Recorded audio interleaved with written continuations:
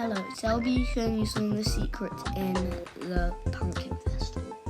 The first secret that is if you come over here and you remove all of these haystacks, you get a witch costume, a cool hat, and a floating broom that somebody can actually sort of like fly around.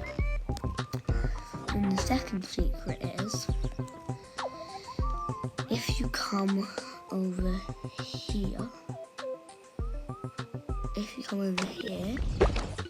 and you open this and you get a little crumpet, I'm gonna call him Bob.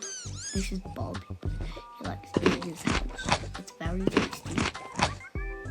And also, can you see here, if you swipe these two together, it starts to glow, and then the sun turns red. And this is one of the best places, so I would advise you to get it. And this is not a secret, but it also comes with other recipes like pumpkin pie, fig pie, and you can put a cherry on it. It also comes with a cherry pie, and also it comes with an apple pie.